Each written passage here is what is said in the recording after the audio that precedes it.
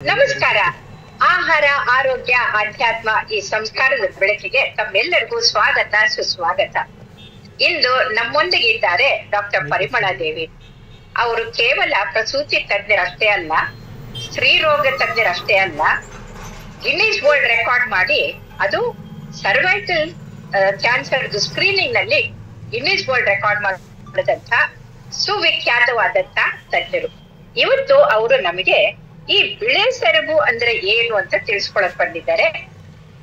ಪರಿಮಳ ಅವರೇ, ಸ್ವಾಗತ, ಸುಸ್ವಾಗತ. ಮುಂದುವರ್ಸಿ. ಈ ಬಿಳೆ ಸೆರಗು ಅಂತ ಹೇಳ್ತಾರಲ್ಲ, ಎಲ್ಲಿ ಹೋದಲ್ಲೆಲ್ಲ ಹೆಣ್ಮಕ್ಳು ಬಂದು ಕಿವಿಯಲ್ಲಿ ಕೇಳ್ತಾ ಇರ್ತಾರೆ, ಅದ್ ಏನು ಅಂತ ತಿಳಿಸ್ತೀನಿ. ನಮಸ್ಕಾರ ಮೇಡಮ್. ಗುರುವೇ ತಸ್ಮೈ ನಮಃ. ನೀವು ನನ್ನ ಗುರುಗಳು.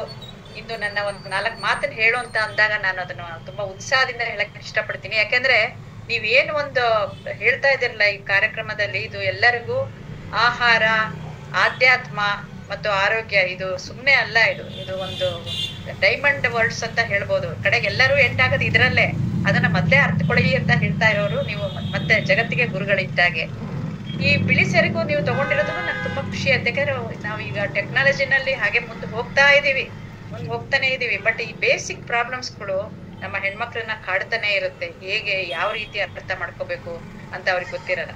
ಈ ಬಿಳಿ ಮುಟ್ಟು ಅಂತ ಏನ್ ಹೇಳ್ತೀವಿ, ಇದು ಸಾಧಾರಣವಾಗಿ ಒಂದು ತರದ ದ್ರಾವ. ಅದು ಒಂದು ಜೈವಿಕ ಕ್ರಿಯೆನೇ ಇರ್ಬೋದು, ಫಿಸಿಯಲಾಜಿಕಲ್ ಇರ್ಬೋದು, ಅಥವಾ ಅವರ ಒಂದು, ಈಗ ನಮ್ಮ ಹೆಣ್ಣಿನಲ್ಲಿ ಏನಾಗುತ್ತೆ ಅಂದ್ರೆ ಹಾರ್ಮೋನ್ಗಳ ಪ್ರಭಾವ ಜಾಸ್ತಿ. ನಾವು ಮೋಸ್ಟ್ ಆಫ್ ದ ಟೈಮ್ ನಮ್ಗೆ ಹಾರ್ಮೋನ್ಸೇ. ಯಾಕಂದ್ರೆ ನಾವು ಋತುಮತಿ ಆಗೋದ್ರಿಂದ ಹಿಡಿದು ಮತ್ತೆ ಮಕ್ಕಳನ್ನ ಹೆರ ಒಂದು ಪ್ರಸಂಗದ ಹಿಡಿದು ಮತ್ತೆ ಮೆನೋಪಾಸ್ ಆಗೋವರೆಗೂ ನಾವೆಷ್ಟೋ ಹಾರ್ಮೋನ್ಗಳ ಒಂದು ಪ್ರಭಾವಕ್ಕೆ ಒಳಗಾಗಿನೇ ನಮ್ ಜೀವನ ನಡೆಯುತ್ತೆ. ಅದ್ರ ಜೊತೆಗೆ ಸ್ಟ್ರೆಸ್, ಜೀವನದ ಪರಿಕ್ರಮ, ಎಲ್ಲರ ಜೊತೆಗೂ ಹಾರ್ಮೋನ್ ವೇರಿಯೇಷನ್ ಆಗುತ್ತೆ. ಈಗ ಮೊದಲನೇದಾಗಿ ಯಾವಾಗ ಹೆಣ್ಮಕ್ಳು ಋತುಮತಿ ಆಗ್ತಾಳೆ, ಆ ಸಮಯದಲ್ಲಿ ಹೆಚ್ಚಿನ ಹಾರ್ಮೋನ್ಗಳು ಉತ್ಪತ್ತಿಯಾಗಿ ಬ್ರೈನ್ ಇಂದ, ಹೈಪೋಥಾಲಮಸ್ ಇಂದ ಹೋಗಿ ಓವರೀಸ್ ಗಳ ಮೇಲೆ ಅದು ಯೂಶಲಿ ಸ್ರಾವನ ಪ್ರಾರಂಭ ಮಾಡು ಅಂತ ಹೇಳುತ್ತೆ. ಹಾಗೆ ನಾವು ಒಂದು ಇದ್ರ ಬಗ್ಗೆ ಹೇಳ್ಬಿಡ್ತೀನಿ. ಆರ್ಗನ್ಸ್ ಹೆಣ್ಮಕ್ಳಿಗೆ ಹೇಗಿರುತ್ತೆ ಅಂತಂದ್ರೆ, ಇದು ಯುಟ್ರಸ್ ಇದ್ರೆ ಈ ತರ 2 ಓವರಿಗಳು 2 ಕಡೆ ಇರುತ್ತೆ. ಆಮೇಲೆ ಅದು ಯುಟ್ರಸ್ ಒಂದು ಸರ್ವಿಕ್ಸ್ ಅಂತ ಏನಂತೀವಿ, ಈ ಭಾಗನೇ ನಮ್ಗೆ ಬಿಳಿ ಸೆರಗಿಗೆ ಕಾರಣ. ಇದು ಮೇಲಿನ ಪಾರ್ಟ್ ಆದ್ರೆ ಯುಟ್ರಸ್ ಗರ್ಭಚೀಲದ್ದು, ಇದು ಕೆಳಗಡೆದು ಸರ್ವಿಕ್ಸ್.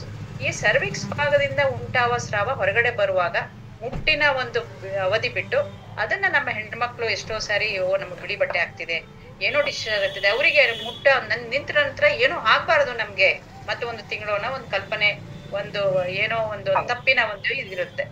ಸೊ ಅವ್ರು ಈ ಒಂದು 14ರಿಂದ 18, 20 ವರ್ಷದವರೆಗೂ ಹೆಣ್ಮಕ್ಳಿಗೆ ಗರ್ಭಕೋಶ ಬೆಳವಣಿಗೆ ಆಗ್ತಾ ಇರೋದ್ರಿಂದ, ಮತ್ತೆ ಹೈಪೋಥಾಲಮಸ್, ಪಿಟ್ಯೂಟರಿ, ಯುಟ್ರಸ್, ಈ 3 ಅಂಗಾಂಗಗಳಿಗೆ ಒಂದು ಕೋಆರ್ಡಿನೇಷನ್ ಇರುತ್ತೆ. ಆ ಕೋಆರ್ಡಿನೇಷನ್ ಆಗೋದಿಂದ ನಡೀತಾ ಇರೋದ್ರಿಂದ ಅವರಿಗೆ ಆ ಟೈಮ್ ನಲ್ಲಿ ಕೆಲವು ಸ್ರಾವಗಳ ಆಗುತ್ತೆ. ತಿನ್ನ ವಾಟರ್ ಡಿಸ್ಚಾರ್ಜ್ ತರ ಆಗ್ಬೋದು. ಆಮೇಲೆ ಅವ್ರಿಗೆ ಮೆನ್ಸ್ಟ್ರುಯೇಷನ್ ಸರಿ ಆಗ್ತಿರಲ್ಲ ಇನ್ನು ಆ ಸಮಯದಲ್ಲಿ ಈ ಬಿಳಿ ಸ್ರಾವ ಬರ್ಬೋದು. ಅದೇ ರೀತಿ ಅವಳು ಒಂದು ದಾಂಪತ್ಯ ಜೀವನಕ್ಕೆ ಕಾಲಿಟ್ಟಾಗ ಈ ಬಿಳಿ ಮುಟ್ಟ ಏನ್ ಬರುತ್ತೆ ಅಂದ್ರೆ, ಇಲ್ಲಿವರೆಗೂ ನೀವು ಹೇಳಿರೋದು ಫಿಸಿಯಾಲಜಿಕಲ್ ಅಂತ, ಅದು ಕಾಯಿಲೆ ಗುಣಲಕ್ಷಣ ಅಲ್ಲ, ನೈಸರ್ಗಿಕವಾಗಿ ಬರುವಂತ ಫಿಸಿಯಾಲಜಿಕಲ್ ಅಂತ ಹೇಳಿದ್ರು. ಇನ್ನು ಪೆಥಾಲಜಿಕಲ್ ಯಾವಾಗ ಬರುತ್ತೆ? ಹಾಗಾದ್ರೆ ಇದ್ರಲ್ಲಿ ಏನಂದ್ರೆ, ಮಗು ಏನಾದ್ರು ಓಡಾಡ್ತಾ ಆಟ ಆಡ್ತಾ ಅವಳು ಗೊತ್ತಾಗದೆ ಏನೋ ಮಣ್ಣೋ ಮಸಿ ಆ ಕಡೆ ಅಲ್ಲಿ ಏನಾದ್ರು ಜನನೇಂದ್ರ ಭಾಗದಲ್ಲಿ ಅಂಟ್ಕೊಂಡು ಏನೋ ಇನ್ಫೆಕ್ಷನ್ ಆದ್ರೆ ಅಲ್ಲೂ ಕೂಡ ಕೆಲವು ತೊಂದರೆಗಳು ಬರ್ಬೋದು, ಒಂದು ವಾರ್ಡ್ಸ್ ಬರ್ಬೋದು. ಅದನ್ನ ಗಮನದಲ್ಲಿ ಇಟ್ಕೋಬೇಕು. ಬಟ್ ಇಲ್ಲಿ ದಾಂಪತ್ಯ ಜೀವನಕ್ಕೆ ಒಂದು ಹೆಣ್ಣು ಕಾಲಿಡ್ತಿರುವಾಗ ಇಲ್ಲಿ ಒಂದು ಗಂಡ ಹೆಂಡತಿಯ ಒಂದು ಲೈಂಗಿಕ ಕ್ರಿಯೆ ಪ್ರಾರಂಭ ಆದಾಗ ಏನಾಗುತ್ತೆ ಅಂತಂದ್ರೆ, ಎಷ್ಟೋ ವೈರಸ್ಗಳು ಅವರ ಬಾಡಿನಲ್ಲಿ ಫ್ಲೂಯಿಡ್ಸ್ ಗಳು ಎಕ್ಸ್ಚೇಂಜ್ ಆಗುತ್ತೆ. ಸೊ ಅದರಿಂದ ಅವ್ರಿಗೆ ಒಂದು ಸರ್ವೈಕಲ್ ಇನ್ಫೆಕ್ಷನ್ ಆಗ್ಬೋದು, ಸರ್ವಿಸೈಟಿಸ್ ಅಂತ, ಅಥವಾ ಟ್ರೈಕೋಮಾನಸ್ ವೆಜನಾಲಿಸ್ ಇನ್ಫೆಕ್ಷನ್ ಆಗ್ಬೋದು. ಅದೊಂಥರ ಹಳದಿ ಮಿಶ್ರಿತ ಸ್ರಾವ ಇರುತ್ತೆ. ಮತ್ತೆ ಅಲ್ಲಿ ವೆಜನದಲ್ಲಿ ಕ್ರಿಮಿ ತರ. ಸೊ ಈ ಕ್ರಿಮಿಗಳಿಂದ ಆಗ್ಬೋದು, ಅಥವಾ ಯಾವ್ದೋ ಒಂದು ಅವ್ರ ಲೈಂಗಿಕ ಕ್ರಿಯೆನಲ್ಲಿ ಉಪಯೋಗಿಸ್ತಾ ಇರೋ ಒಂದು ಕ್ರೀಮ್ ಇರ್ಬೋದು, ಒಂದು ಕಾಂಡೋಮ್ಸ್ ಇರ್ಬೋದು, ಎಲ್ಲದ್ರಿಂದನೂ ಬರ್ಬೋದು. ಅದಲ್ಲದೆ ಈ ಒಂದು ಹೈಜೀನ್ ಅಂತ ಹೇಳ್ತೀವಿ ನೋಡಿ, ಒಂದು ಪರ್ಸನಲ್ ಹೈಜೀನ್. ಈ ಸಮಯದಲ್ಲಿ ಆದಷ್ಟು ಹೆಣ್ಮಕ್ಳು ಯಾವುದೇ ಸಮಯದಲ್ಲಾಗ್ಲಿ ಎಲ್ಲಾ ಜೀವಿಗಳು, ಮನುಷ್ಯ ಜೀವಿಗಳು ಒಂದು ಸ್ವಚ್ಛತೆನ ಕಾಪಾಡ್ಕೋಬೇಕು. ಆ ಸ್ವಚ್ಛತೆ ಅಂತ ಅಂದ್ರೆ ಒಂದು ಸ್ನಾನ ಮಾಡೋದಾಗ್ಲಿ, ಜನನೇಂದ್ರಿಯ ಭಾಗ, ಈಗ ಮೋಷನ್ ಮಾಡೋ ಏರಿಯಾ ಆಗ್ಲಿ, ಬಾಯಿ ಆಗ್ಲಿ, ಇವೆಲ್ಲ ತುಂಬಾ ಗ್ಲ್ಯಾಂಡ್ ಗಳಿಂದ ಸ್ರಾವನ ಮಾಡ್ತಾನೆ ಇರುತ್ತೆ. ಇದನ್ನ ಸ್ವಚ್ಛವಾಗಿ ಇಟ್ಕೊಂಡಷ್ಟು ಕ್ರಿಮಿಗಳ ಒಂದು ಕ್ರಿಯೆ ಕಡಿಮೆ ಆಗುತ್ತೆ ಅಂತ ನಾವ್ ಹೇಳ್ಬೋದು. ಹಾಗಾದ್ರೆ ಜೈವಿಕ ಕ್ರಿಯೆಗಳನ್ನು ಈ ವೆಜನದಲ್ಲೂ ಇರ್ಬೋದು, ಏನಲ್ ಕೆನಲ್ ಇರ್ಬೋದು, ಇಂಟೆಸ್ಟೈನ್ ಅಲ್ಲೂ ಇರುತ್ತೆ. ಯೂಸ್ಫುಲ್ ಬ್ಯಾಕ್ಟೀರಿಯಾ ಅಂತ ನಾವೇನಂತೀವಿ, ಪ್ರೋ ಬ್ಯಾಕ್ಟೀರಿಯಾ. ಬಟ್ ಇವುಗಳು ಹೆಚ್ಚಿಗೆ ಆಗಿ ನಮ್ಗೆ ಪೆಥಾಲಜಿಕಲ್ ಕ್ರಿಮಿಗಳು ಬರಬಾರ್ದು ಅಷ್ಟೇ. ಸೊ ಇಂಥದೆಲ್ಲಾ ಸಮಯದಲ್ಲಿ ಈ ಒಂದು ಸಮಯದಲ್ಲಿ ಹೆಣ್ಮಕ್ಳು ಏನಂತ ಬರ್ಬೋದು, ನಂಗೆ ತುಂಬಾನೇ ಬಿಳಿ ಬಟ್ಟೆ ಆಗ್ತಾ ಇದೆ, ಗಂಡ ಹೆಂಡತಿ ಸೇರಿದ್ಮೇಲೆ ನಂಗೆ ಕೆಂಪು ಮಿಶ್ರಿತ ಒಂದು ಬ್ಲೀಡಿಂಗ್ ಆಗ್ತಾ ಇದೆ ಅಥವಾ ವೈಟ್ ಡಿಸ್ಚಾರ್ಜ್ ಆಗ್ತಿದೆ, ಇಂಥದ್ದೆಲ್ಲ ಬಂದಾಗ ನಾವು ಸುಮ್ಮನೆ ಇರಬಾರ್ದು. ನಾವು ಅವರಿಗೆ ನಾವೇನ್ ಗೈನಕ್ ಎಕ್ಸಾಮಿನೇಷನ್ ಸ್ಪೆಕ್ಯುಲಮ್ ಅಂತ ಹಾಕಿ ಕೆಳಗಡೆ ಜನನೇಂದ್ರಿಯ ಭಾಗವನ್ನ ನೋಡಿ ಅವರಿಗೆ ಅಲ್ಲಿಗೆ ಸಣ್ಣ ಪುಟ್ಟ ಒಂದು ಇನ್ಫೆಕ್ಷನ್ ಇದ್ರೆ ಅದ್ರ ತಕ್ಕಂಗೆ ಒಂದು ಆಯಿಂಟ್ಮೆಂಟೋ ಅಥವಾ ಟ್ಯಾಬ್ಲೆಟೋ ಕೊಡ್ತೀವಿ. ನಮಗೆ ಮುಖ್ಯವಾಗಿ ಕಾನ್ಸಂಟ್ರೇಟ್ ನಾವು ಯಾಕೆ ಮಾಡ್ತೀವಿ ಇಲ್ಲಿ ಅಂತಂದ್ರೆ, ಹೆಣ್ಮಕ್ಳು ಎಸ್ಪೆಷಲಿ ಮದುವೆ ಆಗಿರೋರು, ಮಕ್ಳಿರೋರು, ಅವರಿಗೆ ಯಾಕಂದ್ರೆ ಪ್ಯಾಪ್ ಸ್ಮೇರ್ ಅನ್ನೋದು ತಾವು ಕೇಳಿಸ್ಕೊಂಡಿರ್ತೀರಾ. ಪ್ಯಾಪ್ ಸ್ಮೇರ್ ನಲ್ಲಿ ನಾವು ಕ್ಯಾನ್ಸರ್ದ ಸೂಚನೆ ಇದೆಯಾ? ಈಗ ಎಲ್ಲಾ ಒಂದು ಮನುಷ್ಯ ಜೀವಿಗಳಿಗೂ ಒಂದ್ ಭಯ, ಏನು ಕ್ಯಾನ್ಸರ್, ಅಯ್ಯೋ ಏನಾರು ಬರ್ಲಪ್ಪ ಆ ಕಾಯಿಲೆ ಬಂದ್ಬಿಟ್ರೆ ಮುಗಿತು ನಮ್ ಕತೆ, ಇದೊಂದು ಭಯ. ಡಾಕ್ಟರ್ ಪರಿಮಳ ಅವರೇ, ನಾವು ಪ್ಯಾಪ್ ಸ್ಮಿಯರ್ಗೆ ಹೋಗೋ ಮೊದಲು ಈಗ ನೀವು ಬರೀ ಸ್ಪೆಕ್ಯುಲಮ್ ಎಕ್ಸಾಮಿನೇಷನ್ ಮಾಡಿದ್ರೆ ಸಾಕು, ಅಥವಾ ಅಲ್ಲಿ ಒಂದು ಸ್ವಾಬ್ ತಗೊಂಡು ಕಲ್ಚರ್ ಸೆನ್ಸಿಟಿವ್ ಮಾಡಿ ಯಾವ ರೋಗಾಣು ಇದೆ, ಒಂದು ಫಂಗಸ್ ಇದೆನಾ ಏನಿದೆ ಅಂತ ನೋಡಿ ಆ ಕಲ್ಚರ್ ಸೆನ್ಸಿಟಿವ್ ವಾಸಿ ಅಲ್ವಾ? ಹೌದು, ಸಾಧಾರಣ ಪ್ಯಾಪ್ ಸ್ಮಿಯರ್ ನಲ್ಲಿ ಕೂಡ ಅದು ಬರುತ್ತೆ. ಆದ್ರೆ ಕೆಲವರು ಪ್ಯಾಪ್ ಸ್ಮಿಯರ್ ಒಂದಿವಸಿಗೆ ಒಪ್ಕೊಳ್ಳೋದಿಲ್ಲ, ಯಾಕಂದ್ರೆ ಅಲ್ಲಿ ಒಂದು ಕಾಸ್ಟ್ ಇರುತ್ತೆ ಇವನ್ ಗೌರ್ಮೆಂಟ್ ಅಲ್ಲೂ. ಸೊ ಹಾಗಾಗಿ ಅವ್ರು ಏನ್ ಮಾಡ್ತಾರೆ ಅಂತಂದ್ರೆ, ಒಂದು ವೆಜನಲ್ ಸ್ವಾಬ್ ಅಷ್ಟೇ ತೆಗೆಯುವಂತ ಪದ್ಧತಿ ನಾವು ತಂದಿದೀವಿ. ಅದ್ರೊಳಗಡೆ ಬರೀ ಆ ವೈಟ್ ಡಿಸ್ಚಾರ್ಜ್ಗೆ ಒಂದು ಟ್ರೀಟ್ಮೆಂಟ್ ಕೊಡಾಗ ನಮ್ಗೆ ಕೆಲವು ವಿಷಯಗಳು ಗೊತ್ತಾಗತ್ತೆ. ಅದೇನಾದ್ರು ಇದೆಯಾ ಅಥವಾ ಕ್ಯಾಂಡಿಡಾ ಫಂಗಲ್ ಇನ್ಫೆಕ್ಷನ್ ಇದೆಯಾ, ಯಾವ ಬ್ಯಾಕ್ಟೀರಿಯಾ ಇದೆ ಅಥವಾ ವೈರಸ್ ಇದೆಯಾ, ಇದೆಲ್ಲ ಗೊತ್ತಾಗತ್ತೆ. ಸೂಕ್ತವಾಗಿ ಟ್ರೀಟ್ಮೆಂಟ್ ಕೊಡ್ಬೋದು. ಅದಲ್ಲದೆ ಈ ಪ್ಯಾಪ್ ಸ್ಮಿಯರ್ ಅಂತ ಯಾವಾಗ ಅಂತಂದ್ರೆ, ಅವರು ಹಗಲೆಲ್ಲ ವೈಟ್ ಡಿಸ್ಚಾರ್ಜ್ ಅಂತ ಬರ್ತಾ ಇದಾರೆ, ಏನ್ ಟ್ರೀಟ್ಮೆಂಟ್ ಕಡಿಮೆ ಇಲ್ಲ, ಆಮೇಲೆ ವಯಸ್ಸು 30 ಮೇಲೆ ಹೋಗ್ತಾ ಇದೆ, 35-40, ಆ ವಯಸ್ಸಲ್ಲಿ ಪ್ಯಾಪ್ ಸ್ಮಿಯರ್ದು ಬಹಳ ಮುಖ್ಯ. ಯಾಕಂದ್ರೆ ಅದ್ರೊಳಗಡೆ ಕಾಯಿಲೋಸೈಟೋಸಿಸ್ ಅಂತ ಬರುತ್ತೆ, ಅಕಸ್ಮಾತ್ ಅಲ್ಲಿ HPV ವೈರಸ್ ಇದೆ. ಇದನ್ನ ನಾವು ಒತ್ತಿ ಹೇಳ್ತಾ ಇದ್ದೀವಿ. HPV virus is the one which will affect for the uterus part for the cervical cancer. Cancer ಸೂಚನೆ ಕೊಡುತ್ತೆ, ಅಷ್ಟೇ ಸೂಚನೆ ಕೊಡುತ್ತೆ. ಸಾಧಾರಣವಾಗಿ ಲೈಂಗಿಕ ಕ್ರಿಯೆನಲ್ಲೋ ಅಥವಾ ಏನಲ್ ಕೆನಾಲಿಂದನೋ ಅವರ ಜನನೇಂದ್ರಿಯ ಭಾಗದಲ್ಲಿ ಹೋಗಿರ್ಬೋದು. ಸೊ ಆದ್ರಿಂದ ಅದ್ ಎಷ್ಟೇ ಹೈಜೀನ್ ಇದ್ರೂನು ಏನಿದ್ರು ಒಂದೊಂದ್ಸರಿ ವೈರಸ್ ಅಲ್ಲಿ ಅಟ್ಯಾಕ್ ಮಾಡ್ತಾನೆ ಇರುತ್ತೆ.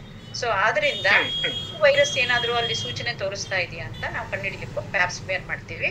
ಅದ್ರ ಪ್ರಕಾರ ರಿಪೋರ್ಟ್ ನ ನಾವು ಮುಂದುವರಿಸಿಕೊಂಡು ಟ್ರೀಟ್ಮೆಂಟ್ ಮಾಡ್ತೀವಿ. ಇದು ಒಂದು 45 ವಯಸ್ಸಿನವ್ರಿಗೆ. ಓಕೆ.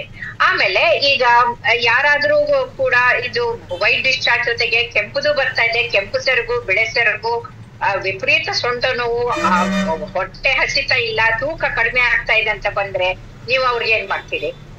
ಅವರಿಗೆ ತಕ್ಷಣನೇ ನಾವು ಅದು ಪ್ಯಾಪ್ ಸ್ಮಿಯರ್ ರಿಪೋರ್ಟ್ ಅಷ್ಟೇ ಅಲ್ಲ, ಬೇರೆ ಒಂದು ಕಾಲ್ಪೋಸ್ಕೋಪಿ ಟೆಸ್ಟ್ ಅಂತ ಕೂಡ ಇಮಿಡಿಯೇಟ್ಲಿ ಮಾಡ್ತೀವಿ. ಪ್ಯಾಪ್ ಸ್ಮಿಯರ್ ಅಲ್ಲಿ ನಮ್ಗೆ ಅಬ್ನಾರ್ಮಲಿಟಿ ಸೆಲ್ಸ್ ಗೊತ್ತಾಗುತ್ತೆ ಅಷ್ಟೇ, ಸೆಲ್ಸ್ ಸೈಟಾಲಜಿಸ್ಟ್ ಕೊಡಿಸೋದ್ರಿಂದ. ಕಾಲ್ಪೋಸ್ಕೋಪಿನಲ್ಲಿ ಡೈರೆಕ್ಟ್ ಆಗಿ ನಾವು ಸ್ಕ್ಯಾನಿಂಗ್ ನಲ್ಲಿ ಹೆಂಗ್ ನೋಡ್ತೀವೋ ಹಾಗೆ ಡೈರೆಕ್ಟ್ ಆಗಿ ಸರ್ವಿಕ್ಸ್ ಕಾಣುತ್ತೆ. ನಮ್ ಜೊತೆಗೆ ಅವ್ರ ಪೇಷಂಟ್ ಹೋಗೋದ್ರಿಂದ ಅವರಿಗೆ ನನ್ ಸರ್ವಿಕ್ಸ್ ಹೀಗಿದೆ, ಅವ್ರಿಗೆ ಎಲ್ಲಿವರೆಗೂ ಸರ್ವಿಕ್ಸ್ ಅಂದ್ರೆ ಏನು ಅಂತ ಅವ್ರು ಎಂದು ಕಂಡಿರೋದಿಲ್ಲ. ಮುಖ ಗೊತ್ತಿರುತ್ತೆ, ಗರ್ಭಕೋಶದ ಕಂಠ. ಯಾಕಂದ್ರೆ ಗರ್ಭಕೋಶನ ಅಟ್ಲೀಸ್ಟ್ ಅವ್ರ ಸ್ಕ್ಯಾನ್ ಅಲ್ಲಿ ಏನೋ ತೋರಿಸ್ತಾರೆ ಡಾಕ್ಟರ್ಗಳು.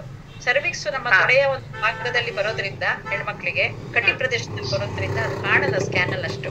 ಅದನ್ನ ತುಂಬಾ ಹೊತ್ಕಾದು ನೋಡ್ಬೇಕು. ಬಟ್ ಅದ್ರ ಚೆಹರೆ ಎಲ್ಲ colposcopy is one of these life saving test. ಅದನ್ನ ಮಾಡೋದ್ರಿಂದ ಬಯಾಪ್ಸಿ. ನೀವು ಅದರಲ್ಲೇ ಎಕ್ಸ್ಪರ್ಟ್ ಅಲ್ವಾ? ಹೌದು ಮೇಡಮ್, ನೀವು ಅದರಲ್ಲೇ ಎಕ್ಸ್ಪರ್ಟ್. ಪ್ರಿವೆಂಟಿವ್ ಆಂಕಾಲಜಿ, ಅದು ಕ್ಯಾನ್ಸರ್ ಆಗಕ್ಕೆ ಮುಂಚೆ ಮಾಡೋ ಒಂದು ಇನ್ಸ್ಟ್ರೂಮೆಂಟ್ ಕಾಲ್ಪೋಸ್ಕೋಪಿ. ಸೊ ನಾವು ಅದು ನೋಡೋದ್ರಿಂದ ಬಯಾಪ್ಸಿನೂ ತೆಗೆದ್ಬಿಡ್ಬೋದು. ಯಾಕಂದ್ರೆ ಬಯಾಪ್ಸಿ ಇಸ್ ದ ನಮ್ಗೆ ತಲೆ ಮೇಲೆ ಹೊಡೆದು ಹೇಳ್ಕೊಟ್ಟಿದೀರಾ ಫಿಸಿಷಿಯನ್ ಕ್ಲಾಸಸ್ ಅಲ್ಲೆಲ್ಲ. ಫಿಸಿಷಿಯನ್ ಇದ್ರು ಪೆಥಾಲಜಿ ಗೊತ್ತಿರ್ಬೇಕು, ಯಾಕಂದ್ರೆ ಅದು gold standard for the diagnosis. ಅದನ್ನ ಬಯಾಪ್ಸಿ ಆದ್ಮೇಲೆ ನಾವು ನಿರ್ದಿಷ್ಟವಾಗಿ ಇದೇ ಆಗಿದೆ ಇವರಿಗೆ, ಇದೇ. ಹಾಗಾದ್ರೆ ಅಲ್ಲಿ ಒಂದು ಅಲ್ಸರ್ ಆಗಿದ್ರೆ, ಒಂದು ಹುಣ್ಣಾಗಿದ್ರೆ, ಏನಾದ್ರು ಗಡ್ಡೆ ಆಗಿದ್ರೆ ಅದೆಲ್ಲ ನಿಮಗ್ ಕಾಣುತ್ತೆ. ಮತ್ತೆ ಪೇಷಂಟ್ಗೂ ಎಕ್ಸ್ಪ್ಲೈನ್ ಮಾಡ್ತೀವಿ, ಎಜುಕೇಶನ್ ಆಗುತ್ತೆ. ಸ್ಕ್ರೀನ್ ಎಲ್ಲ ಇರೋದ್ರಿಂದ ಫ್ಯಾಮಿಲಿ ಮೆಂಬರ್ಸ್, ಗಂಡನೋ ಅವ್ರಿಗೆ ಆಪ್ತರ ಆದವ್ರು ಬಂದ್ ನಿಂತ್ಕೊಂಡು ಅಂಡರ್ಸ್ಟ್ಯಾಂಡ್ ಮಾಡ್ಕೊಂಡು ಕರ್ಕೊಂಡ್ ಬರ್ತಾರೆ ಟ್ರೀಟ್ಮೆಂಟ್ ಗೆ. ಅದು ಭಾರಿ ಮುಖ್ಯ, ಮತ್ತೆ ಟ್ರೀಟ್ಮೆಂಟ್. ಸೊ ಇದನ್ನೆಲ್ಲ ಮಾಡೋದ್ರಿಂದ ಈ ವೈಟ್ ಡಿಸ್ಚಾರ್ಜ್ ಬಗ್ಗೆ ಖಂಡಿತವಾಗ್ಲೂ ನಾವು ಮುಂಜಾಗ್ರತೆ ತಗೊಂಡ್ರೆ, ಅದು ನಾವು ಒಂದು ಏನೋ ಕಾಯಿಲೆ ಅಂತ ತಿಳ್ಕೊಳಿದ್ರೆ ಒಂದು ಆಯಿಂಟ್ಮೆಂಟ್ ಇಂದನೋ ಅಥವಾ ಟ್ಯಾಬ್ಲೆಟ್ ಇಂದನೋ ಬಯಾಪ್ಸಿ ಮಾಡಿ, ಒಂದು ಅಕಸ್ಮಾತ್ ಅಲ್ಲಿ ಕ್ಯಾನ್ಸರ್ ಸೂಚನೆ ಇದ್ರು ಕೂಡ ನಾವು 100% ಅದನ್ನ ಬೇಗ ಬಯಾಪ್ಸಿ ಮಾಡೋದ್ರಿಂದ 90% ಅವನ್ನ ನಾವು ಉಳಿಸ್ಕೊಂಡ್ಬಿಡ್ಬೋದು.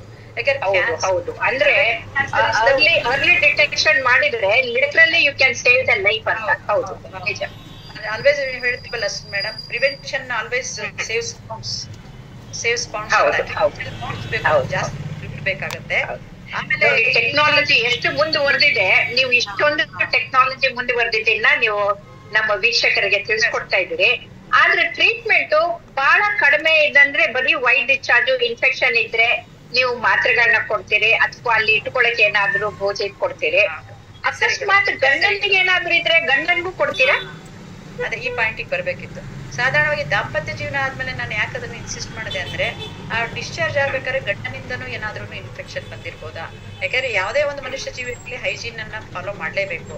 ಅವರ ಒಂದು ಒಂದು ಅವರಿಗೆ ಟೈಮ್ ಇಲ್ಲದೆ 3-4 ದಿವಸಗಟ್ಲೆ ಟ್ರಾವೆಲ್ ಮಾಡೋಂತ ಡ್ಯೂಟಿನಲ್ಲಿ ಇದ್ದು ಏನಾದ್ರೆ ಹೈಜೀನ್ ಸಫರ್ ಆಗೋ ಚಾನ್ಸ್ ತುಂಬಾ ಇದೆ.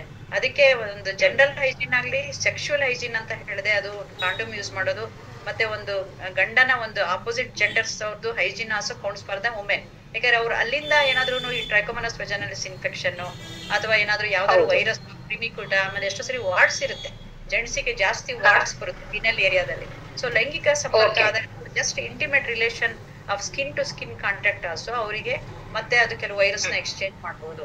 ಸೊ ಆದ್ರಿಂದ ಇದೊಂದು ಭಾರಿ ಮುಖ್ಯವಾದ ಪ್ರಶ್ನೆ ಕೇಳಿದ್ರೆ ಮೇಡಮ್, ಥ್ಯಾಂಕ್ಸ್ ಫಾರ್ ದಟ್.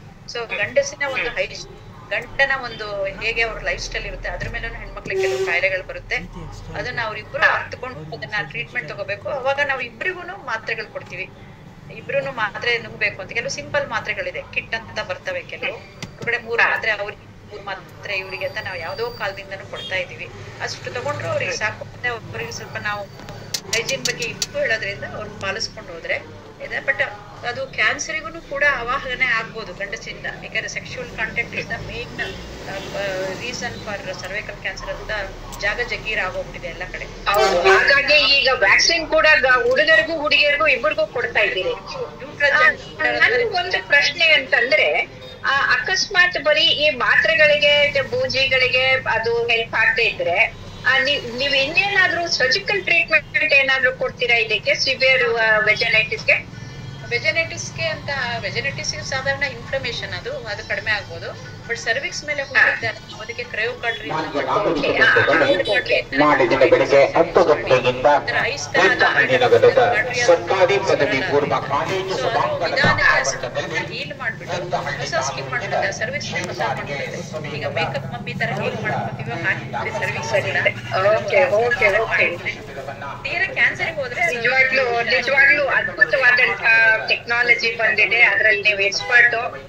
ನಮ್ಮ ವೀಕ್ಷಕರಿಗೆ ಎಲ್ಲ ತಿಳಿಸ್ಕೊಟ್ಟಿದ್ದೆ ತುಂಬಾ ಧನ್ಯವಾದಗಳು. ಒಂದಂದ್ರೆ ಜನರು ನೆನ್ಪಿಟ್ಕೊಳ್ಬೇಕು, ಶುಚಿತ್ವವೇ ದೈವತ್ವ ಅಂತ. ಬರೀ ಹೆಂಡತಿ ಶುಚಿ ಇದ್ರೆ ಅಲ್ಲ, ಗಂಡನೂ ಶುಚಿ ಇರ್ಬೇಕು. ಇಬ್ರು ಶುಚಿಯನ್ನ ಕಾಪಾಡ್ಕೊಳ್ಬೇಕು. ಅಕಸ್ಮಾತ್ ವೈಟ್ ಡಿಸ್ಚಾರ್ಜ್ ಜೊತೆಗೆ ರೆಡ್ ಡಿಸ್ಚಾರ್ಜ್ ಬಂದ್ರೆ ತಕ್ಷಣಕ್ಕೆ ನಿಮ್ಮಂತ ವೈದ್ಯರ ಹತ್ರ ಬಂದು ಅವ್ರು ಪರೀಕ್ಷೆ ಮಾಡ್ಕೊಂಡು, ಬರೀ ಸ್ಮಿಯರ್ ಅಷ್ಟೇ ಅಲ್ಲ ಪ್ಯಾಪ್ ಸ್ಮಿಯರು ತಗೊಂಡು ಕ್ಯಾನ್ಸರ್ ಇಲ್ಲ ಅಂತ ಸಮಾಧಾನ ಪಡ್ಕೊಳ್ಳೋದು ಬಹಳ ಮುಖ್ಯ ಅನ್ಸುತ್ತೆ. ತುಂಬಾ ಧನ್ಯವಾದಗಳು ಪರಿಮಳ ದೇವಿಯವರೇ. ನಮಸ್ಕಾರ.